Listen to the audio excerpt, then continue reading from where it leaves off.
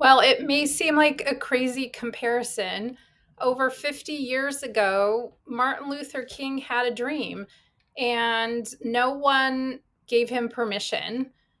No one told him that he was good enough. He just decided and he had a dream, and it wasn't perfect. And his dream hasn't even totally come to fruition, unfortunately, but because of him, we've made progress. And so I tell you this story to reiterate that no one gets to deny you of your dreams either, even if they are not going to be perfect. The only person you need permission from is yourself, and you are good enough to start and you're good enough to keep going. And so I want to talk a little bit today on, phase two of what we're talking about, really creating a dream for yourself. That was phase one. And today we're going to talk about planning. And when you get to the planning phase, in terms, if you roll back a little, when you're thinking about your dream is something that you get to decide. And if you've been with me for a while, you understand and you've heard this before, and you know that decide means death of. And I like to say, phonetically speaking, that is.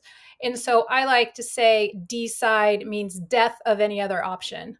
So you get to decide what your dreams are, and especially for the coming year.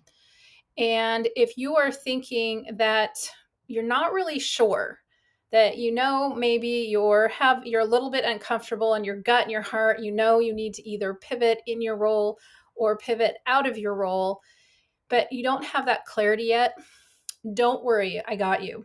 If you're worried a little bit about planning because you don't have that clarity, I will invite you, instead of planning what we're talking about today, also consider envisioning, because what's very important is that you make consistent progress no matter how little it is, whatever the tiny steps are. They can be big leaps or tiny steps, but what's most important is consistency and just progress and being consistent. Sometimes if we try and plan but we don't have clarity, it can get very frustrating and we can stop altogether. So if you're at this spot, then just commit to envisioning what you see yourself doing, envision the impact that you would like to have, the people that you would like to be working with, how you would like to be spending your time. And also, whether you're envisioning or planning, this is something that a lot of people don't talk about, but also consider envisioning or planning how you want to feel in the coming year. Okay? And so the first step to planning and or envisioning is really deciding, of course, what your dream is, like we talked about last week. But then for the planning and envisioning phase, think about charting your path or creating a roadmap or a blueprint for yourself. And we do this with the end in mind. So with the end in mind, thinking as if it's already happened. And so that can be incredibly important, and start filling in the gaps from there. And it's really about progress and envisioning the finish line. In other words, if you and I were having a conversation at the end of next year, what would you envision, or what would you have planned that would make you tell me that I don't even know how I pulled it off? I don't know how it happened, but I am so incredibly happy. I'm happy what I'm doing. I'm happy with the impact that I'm having. I'm happy with the people that I am surrounded by, and the autonomy that I can have and the support that I can have to have the impact that I know I can. So think about it as if it's already happened, and then you can build the roadmap from there. And then it's important to prioritize or sequence. So, in other words, what is the most important thing for you to either think about and envision, or for you to do and take action on? And a lot of times, the most important thing is not necessarily the most comfortable thing. So be at peace and be committed with doing whatever it takes, even if it's something that's uncomfortable, and even if it's a tiny step. And then thirdly, 3 out of 4 is to be flexible. Now, this reminds me, I just spoke at the Women of the Channel conference. I just got back from New York when I'm filming, as of right now when I'm filming this. And I heard over and over from a lot of the speakers is that flexibility is key and very important.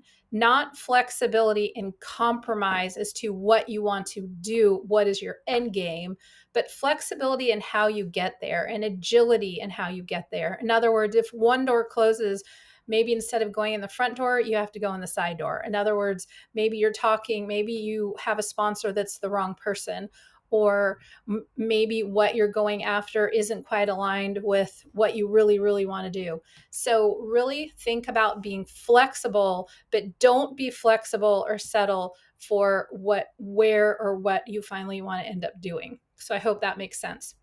And then finally, incredibly important is accountability and celebrating milestones, celebrating the process, not the outcome. Did you do the things that you said that you were going to do that are most important to move your initiative forward? Do you have someone or some people in your life that are providing to be accountable? And these aren't just cheerleaders, it's either a coach or someone. It could be a friend, it could be a mentor, it could be a colleague, someone who is going to hold your toes to the fire and encourage you and really question you when you come back and say that you want something, but you don't necessarily take the steps to your process goals. So that is incredibly important. So just to recap, start to envision or start to plan. Planning is the second phase that we're talking about today. If you're not clear, then envision, just do it consistently. And then also chart your path, reverse engineer it.